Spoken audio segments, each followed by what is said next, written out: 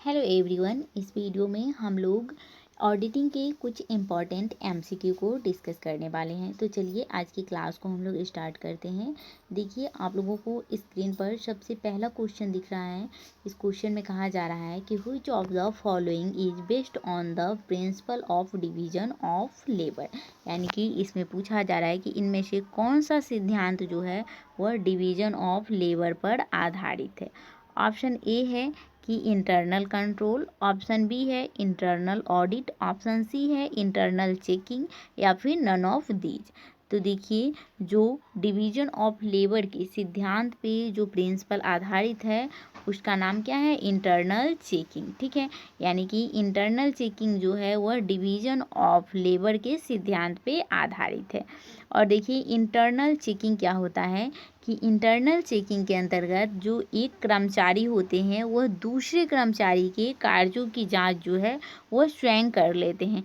जैसे क्या होता है कि जब बुक्स ऑफ अकाउंट बनाया जाता है तो एक संस्था में कुछ कर्मचारी जर्नल को बनाते हैं, ठीक है, कुछ कर्मचारी लेजर को बनाते हैं, कुछ ट्रायल बैलेंस को बनाते हैं। तो इससे क्या होता है कि अगर जर्नल में कहीं गलती है तो जो कर्मचारी लेजर को बना रहे हैं तो इसको चेक कर लेंगे, ठीक है। और यदि मान लीजिए ट्रायल बैलेंस में एरर है तो लेजर की जो कर्मचारी है वो ट्रायल बैलेंस के कर्मचारी को चेकिंग का काम कर लेंगे। तो इंटरनल चेकिंग के अंतर्गत एक कर्मचारी यानी एक एम्प्लॉय के द्वारा दूसरे एम्प्लॉय के कार्यों की चेकिंग भी की जाती है। और यह जो सिद्धांत है वह डिवीजन ऑफ लेबर के सिद्धांत पर जो है वह आधारित है। ठीक है, तो इस तरह से इसका राइट ऑप्शन क्या हो जाएगा, ऑप्शन नंबर सी हो जाएगा।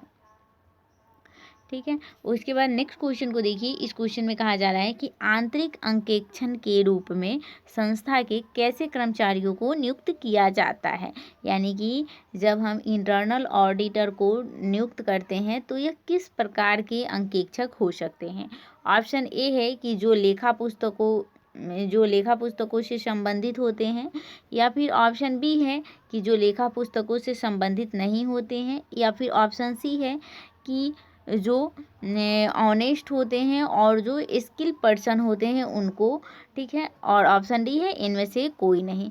तो देखिए जब हम एक इंटरनल ऑडिटर के रूप में जब हम नियुक्त करते हैं अंकेक्षक को, तो यह अंकेक्षक क्या होने चाहिए, यह बुक्स ऑफ अकाउंट से रिलेटेड नहीं होते हैं, लेकिन यह क्या होते हैं, दक्ष होते हैं यानी स्किल होते हैं और ऑनेस्ट होते हैं। तो इस प्रकार के जो अंकेक्षक होते हैं उनको इंटरनल जो ऑडिटर है उसके रूप में जो है वह नियुक्त किया जाता है।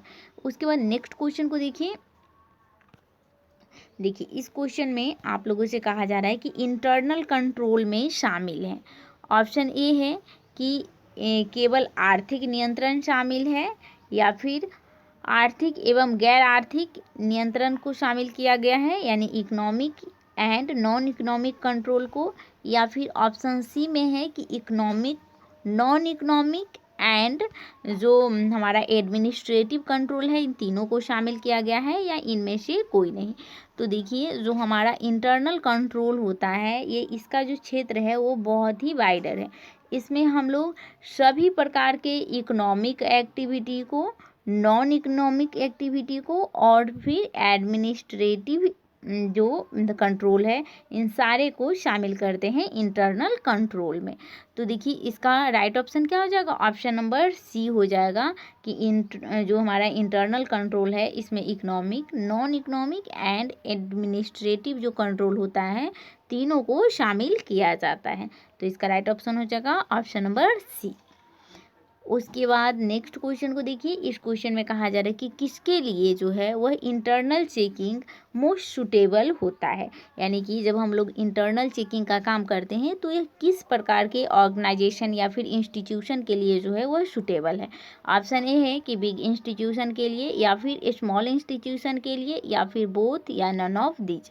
तो देखिए जब हम इंटरनल चेकिंग करवाते हैं तो क्या होता है कि यह बड़ी संस्थाओं के लिए जो है वह अच्छा माना जाता है, ठीक है।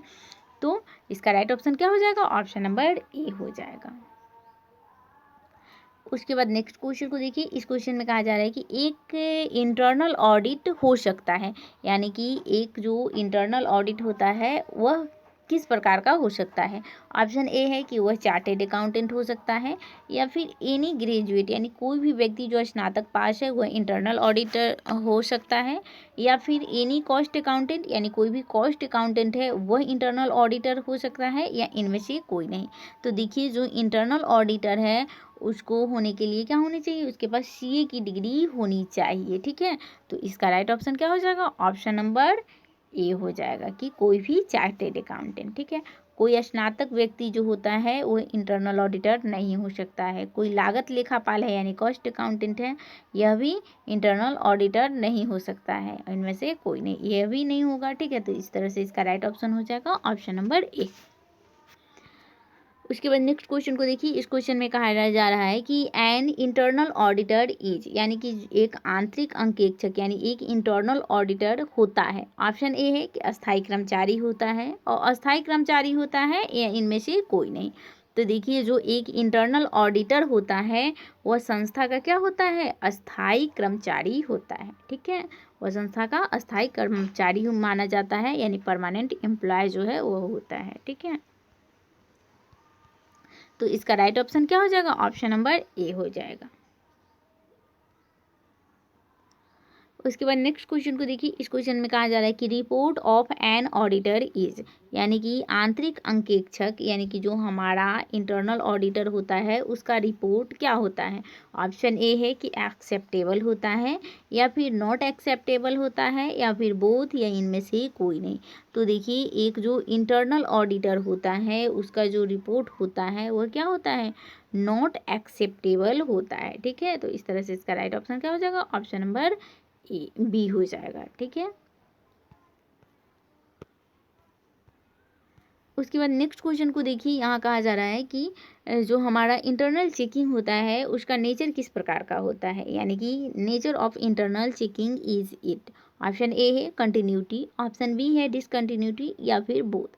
तो देखिए इंटरनल चेकिंग का जो नेचर होता है वो डिसकंटिन्यूटी नेचर का होता है। ठीक है, तो इसका राइट ऑप्शन क्या हो जाएगा, ऑप्शन नंबर बी हो जाएगा कि जो हमारा इंटरनल चेकिंग होता है इसका नेचर डिसकंटिन्यूटी होता है। नेक्स्ट क्वेश्चन को देखिए। इस क्वेश्चन में कहा जा रहा है कि when the chartered accountant act of India was made, यानी कि भारत में चार्टेड अकाउंटेंट एक्ट कब बनाया गया था। ऑप्शन ए है 1914, ऑप्शन बी है 1949, ऑप्शन सी है 1956, ऑप्शन डी है 1960। तो देखिए इंडिया में जो चार्टेड अकाउंटेंट एक्ट है वह कब बनाया गया था, 1949 में।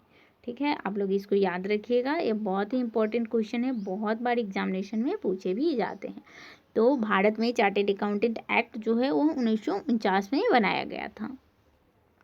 उसके बाद लास्ट क्वेश्चन है ये आप लोगों का, इसको भी देख लीजिए। भारत में कंपनी खातों का अंकेक्षण कब से अनिवार्य किया गया है, यानी कि when the auditor of companies act was made compulsory in India, यानी कि भारत में यानी इंडिया में जो कंपनी खाता है यानी कि कंपनी अकाउंट है उसका ऑडिटिंग जो है वह कब से कंपलसरी कर दिया गया था, कि किसी भी कंपनी का जो है वह ऑडिटिंग कराना कंपलसरी है। ऑप्शन ए है 1894, 1914, 1947 या 1952। तो देखिए भारत में जो है वह एक कंपनी के अकाउंट का जो है वह ऑडिटिंग करवाना जो है वह 1914 से ही कंपलसरी कर दिया गया था, कि कोई भी कंपनी है तो वह अपने बुक्स ऑफ अकाउंट का जो है वह ऑडिटिंग करवाए। ठीक है, यह उसके लिए कंपलसरी बना दिया गया था। तो इसका राइट ऑप्शन क्या हो जाएगा, ऑप्शन नंबर बी कि 1914 में जो है वह इंडिया में कंपनी के अकाउंट के ऑडिटिंग को अनिवार्य बना दिया गया था। ठीक है, तो इसका राइट ऑप्शन क्या हो जाएगा, option number B. I hope कि आपको समझ में आया होगा, और यह आप लोगों का इंटरनल कंट्रोल, इंटरनल चेकिंग और इंटरनल ऑडिटर जो चैप्टर है उससे रिलेटेड एमसीक्यू थे, और यहाँ से आप लोगों के एग्जामिनेशन में भी क्वेश्चन आए हैं और आगे भी आएंगे, तो आप लोग इसको कीजिए। फिर हम नेक्स्ट वीडियो में कुछ इसी तरह के इम्पॉर्टेंट एमसीक्यू आप लोगों के लिए लाते रहेंगे, तो आप हमारे साथ बने रहिए। और वीडियो पसंद आ रहा है तो आप लोग इसे लाइक कीजिए, चैनल को सब्सक्राइब कीजिए और वीडियो को शेयर कीजिए। तो हम मिलते हैं नेक्स्ट वीडियो में, तब तक के लिए थैंक यू वेरी मच।